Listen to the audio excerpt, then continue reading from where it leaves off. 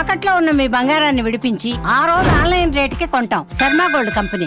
కడప వీళ్ళందరూ ఉన్నాం ఇక్కడ. నేను కూడా రాయలసీమ వాడిని. అవునా కాదా నేను అడుగుతున్నా మిమ్మల్ని. ఇప్పుడు ముఠాలు ఉన్నాయని మిమ్మల్ని అడుగుతున్నా. ఒకప్పుడు హైదరాబాద్ 6 నెలలు కర్ఫ్యూ.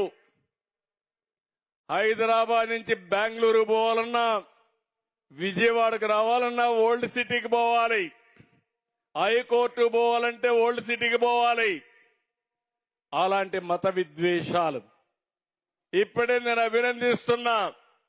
నాకు గబ్బర్ సింగ్ అనే ఒక డీసీపీ ఉండేవాడు. అప్పుడు పవన్ కళ్యాణ్ గారు సినిమా కూడా తీశారు ఆ గబ్బర్ సింగ్ అని పెట్టి.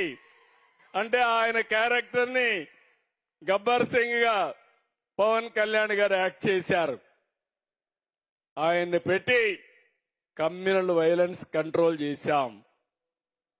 తిరిగి ఎవడైనా సరే రోడ్డు మీదకొచ్చి మత విద్వేషాలు రెచ్చగొడితే అదే చివరి రోజుని నియంత్రణ చేసిన ఘనత ఆనాటి ప్రభుత్వాన్ని చెప్పి కూడా నేను మీకు తెలియజేస్తున్నా. నేను ఎప్పుడు కూడా తీవ్రవాద సమస్య మీరందరూ చూశారు. నేను తీవ్రవాద సమస్యలో కూడా రాజీ పడలేదు. ప్రజలకు నష్టం కలిగించే పరిస్థితి ఎవరు చేసినా ఎప్పుడూ నేను ఉపేక్షించలేదు. దాని పర్యవసానం తిరుపతిలో వెంకటేశ్వర స్వామికి పట్టు వస్త్రాలు సమర్పించే కార్యక్రమానికి వెళ్తా ఉంటే నా మీదనే 24 క్లెయిమోర్ మైన్స్ ని బ్లాస్ట్ చేశారు. తమ్ముళ్ళు ఇక్కడ యువ కిషోరాలున్నారు. ఆ రోజు కూడా నేను భయపడలేదు. నా జీవితంలో పిరికితనం లేనే లేదని మరొక్కసారి విజ్ఞప్తి చేస్తున్నా. మీరు కూడా అలాంటి స్ఫూర్తిని తీసుకుని ఎంతో మంది పోలీసు వ్యవస్థలో ప్రజల కోసం ప్రాణత్యాగాలు చేసిన వాళ్ళు ఉన్నారు. సీనియర్ ఆఫీసర్స్ ఉన్నారు, జూనియర్ ఆఫీసర్స్ ఉన్నారు. అలాంటి సందర్భాలు చూసుకున్నప్పుడు ఏదైనా త్యాగాలు చేస్తారంటే ఆ త్యాగాలకు మారుపేరు పోలీసు వ్యవస్థ. దానికి నేను గర్వపడుతున్నానని చెప్పి కూడా నేను మీకు తెలియజేస్తున్నా. ఇప్పుడే నేను మిత్రుడు పవన్ కళ్యాణ్ గారికి ఒక చిన్న మాట చెప్పాం. బాబురావు ఒక చిన్న కోరిక కోరాడు.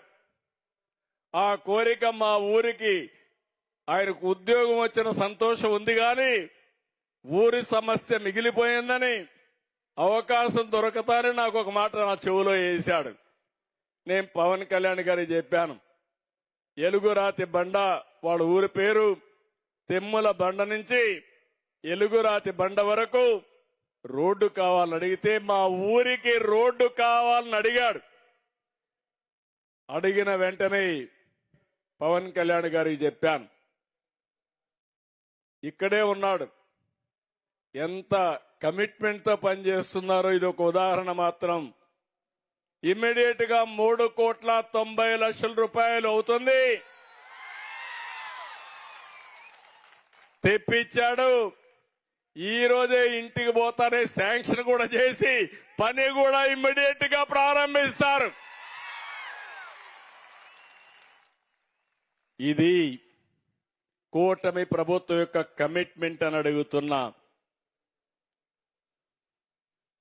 ఇలాంటి ప్రభుత్వం ఉంటే మా మీద విమర్శలు చేయడానికి కూడా చాలా మంది వస్తానే ఉంటారు. నేను ఒకటే మిమ్మల్ని అందరినీ కోరుతున్నా, విమర్శల కోసం చేస్తే దానివల్ల ఫలితాలు రావు.